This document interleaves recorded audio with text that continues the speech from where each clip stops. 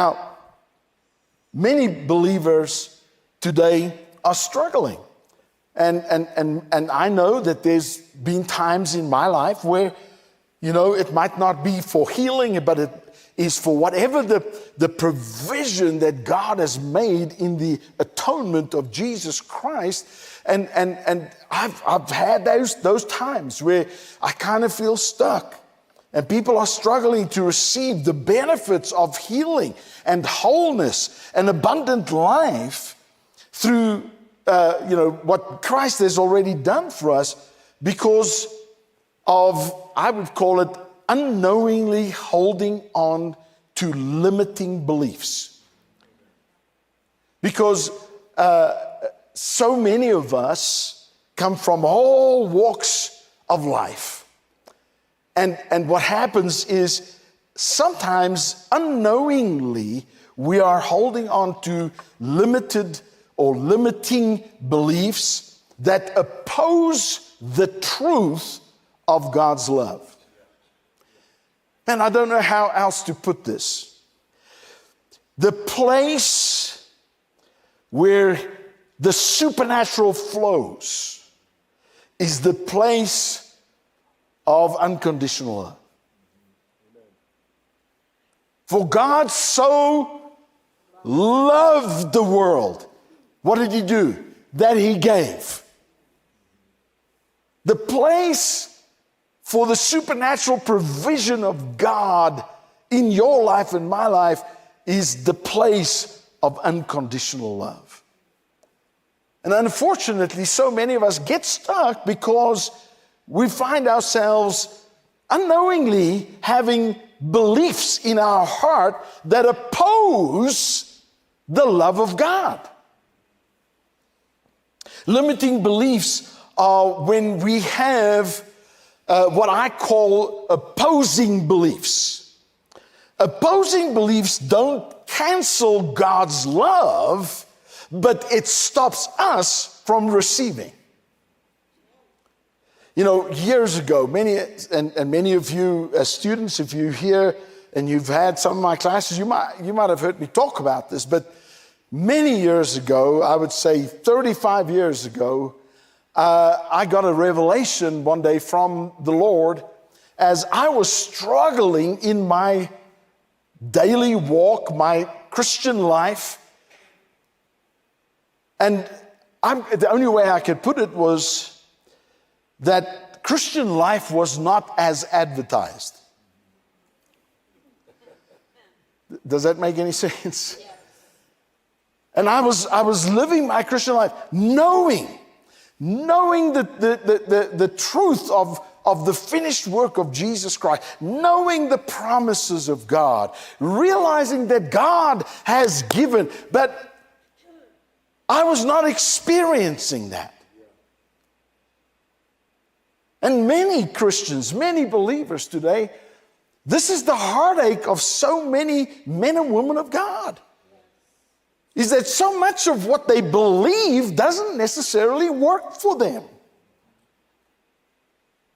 And unfortunately, what we've done in the church is that we've somehow not dealt with some of these issues other than to make people believe that, if you just fake it, you can fake it until you make it. Amen. If I can just have the right confession. Now, please, right confession is very important. But sometimes what happens is that so many of us, we're dying on the inside because our Christian life is not as advertised. We're not experiencing what we know to be true. Come on now. And then we come to church and people say to you, how are you doing tonight? Well, I'm blessed with heaven's best. That's a great confession. But the problem is we're not dealing with the opposing. Why am I struggling? Is this helping anybody? And I can remember the day that I got to a place where I was a mess. And it's a long story, but I can remember laying on the floor, and I'm bawling. I am an emotional mess. And I hear the Spirit of God just say to me, Arthur, you need to enter into my rest. Wow. And I was like, what? Of course. That's what I'm looking for. And again, the Lord just spoke to my heart, and he said, Arthur, you need to enter into my rest. And I can remember this one thing. I thought to myself, where have I heard that before? And I went to the book of Hebrews, chapter 2, chapter 3, I believe around it there, where it says the people of God could not enter in to his rest because of unbelief. Amen. And I hear the Spirit of God saying to me, he said, Arthur, your problem is that you are full of unbelief. Now, that was a hard thing for me to hear. Why? Well, because I believed the promises. I believed what the New Testament said. I believed what Jesus accomplished. I confessed it. I believed it. How can you say I'm full of unbelief? And this is when the Spirit spoke to me and said to me, Arthur, unbelief is not when you can't believe, or you refuse to believe, or you're unwilling to believe. It's when what you are already believing is un. That's how he spoke it to me. It's you're believing something that's inside out or upside down. Man, it was like the lights came on for me. And he said to me, Arthur, you believe, you say I'm good. You preach I'm good. But you don't really believe that I really am good. You believe I can be good. You believe I'm capable of good.